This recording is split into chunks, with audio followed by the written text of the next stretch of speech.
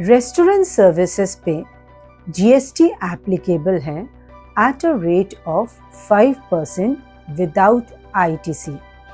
Specified category of services under section 9(5) जिनकी supply एक E commerce operator के through की जाती है, वहां पर जीएसटी पे करने की लायबिलिटी ई कॉमर्स ऑपरेटर पर आती है और इस लिस्ट में इंक्लूड किया गया है ट्रांसपोर्टेशन ऑफ पैसेंजर्स जैसे ओला उबर, accommodation of hotels for example OA rooms, and third is the housekeeping services जैसे plumbing, carpentering etc. इस लिस्ट में थ्रू एन अमेंडमेंट एक नई एंट्री की गई है by notification number 17/2021 dated 18/11/2021. Supply of restaurant services other than those restaurants or eating point etc. having a specified premises. यहाँ पर ये specified premises को हम समझने की कोशिश करते हैं। अगर कोई रेस्टोरेंट अपनी सर्विसेज ई कॉमर्स ऑपरेटर के थ्रू प्रोवाइड करवाता है तो जीएसटी पे करने की लायबिलिटी ई कॉमर्स ऑपरेटर पर आती है, लेकिन अगर वो रेस्टोरेंट होटल के साथ है और उस केस में उस होटल के रूम की पर रूम की रेंट 7,500 से ज़्यादा है, उस केस में अगर restaurant services through e commerce operator provide की जाती है तो उस केस में जीएसटी पे करने की लायबिलिटी रेस्टोरेंट ऑनर पे आएगी, न कि एक ई कॉमर्स ऑपरेटर पर। आज इस सेशन में हम आपके साथ डिस्कस करेंगे GST on restaurant services through e commerce operator जैसे कि जोमैटो, स्विगी, फूड पांडा, और उस ई कॉमर्स ऑपरेटर पर जीएसटी किस रेट पर एप्लीकेबल होगा और उसे हम जीएसटीआर 1 और 3B में कैसे रिपोर्ट करेंगे and some other important aspect आज इस सेशन में हम आपके साथ डिस्कस करेंगे।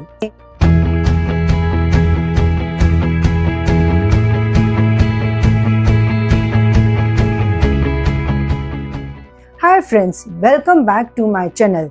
यदि आपने अभी तक मेरा चैनल सब्सक्राइब नहीं किया है तो subscribe my channel and press the bell icon ताकि आपको इस तरह की वैल्यूएबल इंफॉर्मेशंस की नोटिफिकेशंस मिलती रहे।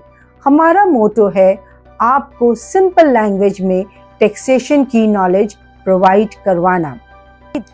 1 जनवरी 2022 से रेस्टोरेंट सर्विसेज को through notification number 17/2021 central tax dated 18/11/2021 में नोटिफाई किया गया as a specified category of services under section 9(5) और इस रिगार्ड में फॉर क्लैरिफिकेशन एक सर्कुलर इशू किया गया 167/2021 जीएसटी डेटेड 17/12/2021। इस सर्कुलर में सबसे पहले ये क्वेश्चन पुट किया गया कि जो भी रेस्टोरेंट सर्विसेज एक ई कॉमर्स ऑपरेटर के थ्रू प्रोवाइड की जाएगी, तब क्या ई कॉमर्स ऑपरेटर पर TCS provisions under section 52 applicable होगा? The answer is no.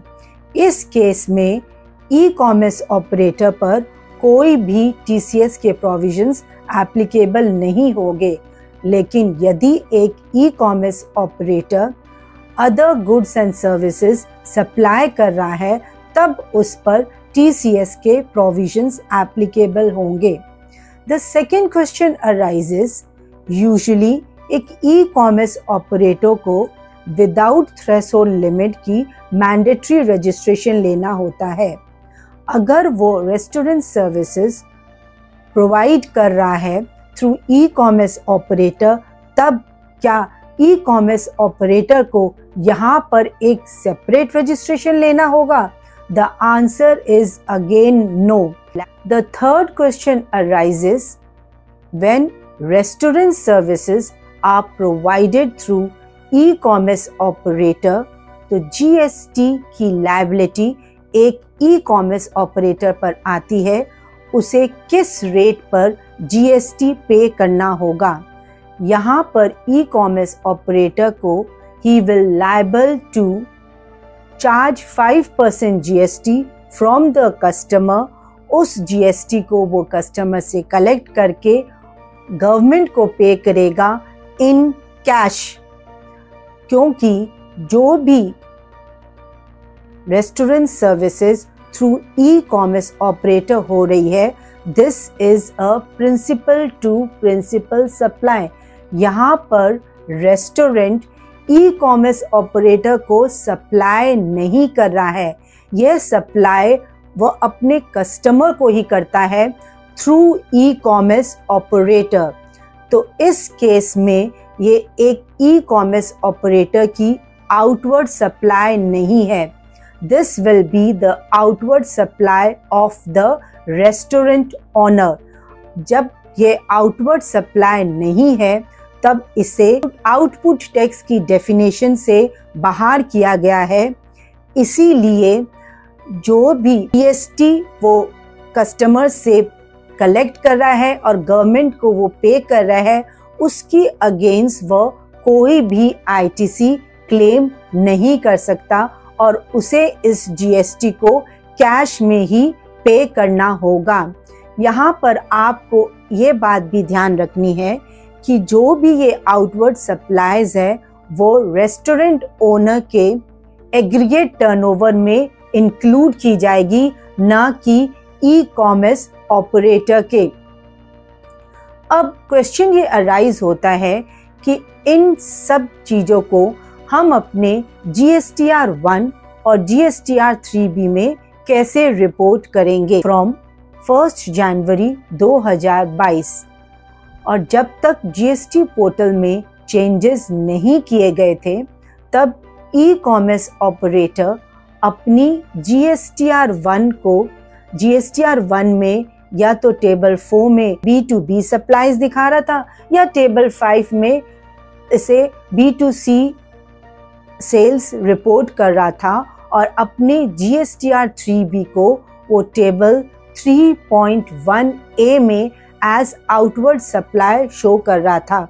वहीं रेस्टोरेंट ओनर उसे GSTR 1 में टेबल 8 में एग्जेंटेड सप्लाई में शो कर रहा था और अपनी GSTR 3B में रेस्टोरेंट ओनर उसे रिपोर्ट कर रहा था टेबल 3.1 के कॉलम C में other outward supplies at a nil rate.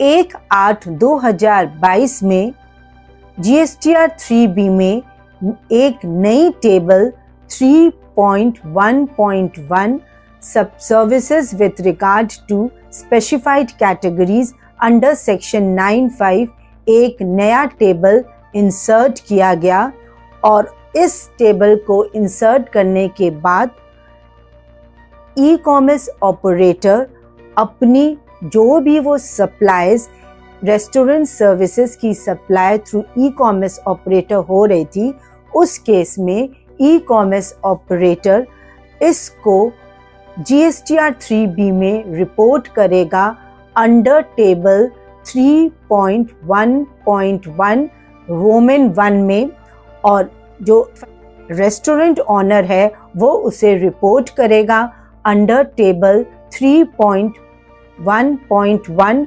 Roman 2 में। अगर एक रेस्टोरेंट ओनर अनरजिस्टर्ड है तो वह अपनी रेस्टोरेंट सर्विसेज पे कोई भी GST चार्ज नहीं करेगा। तो जो भी वो services through e commerce operator कर रहा है और जो सर्विसेज वो अपने ओन प्रमाइसेस में डायरेक्ट कस्टमर्स को प्रोवाइड किया जा रहा है, इन दोनों ही टर्नओवर्स को उसकी एग्रीगेट टर्नओवर में इंक्लूड किया जाएगा। और जब उसका aggregate turnover threshold limit of 20 lakh से एक्सीड हो जाएगा तब उसके लिए रजिस्ट्रेशन लेना मैंडेटरी हो जाएगा। अगर कोई रेस्टोरेंट सर्विसेज ई कॉमर्स ऑपरेटर के थ्रू प्रोवाइड की जाती है तो ई कॉमर्स ऑपरेटर पर यह लायबिलिटी अराइज होती है कि वो जीएसटी चार्ज करे एट द रेट ऑफ 5% में in both the cases whether the restaurant is registered or unregistered. Hope guys this video has added value to you. Thanks for watching. Jai Hind.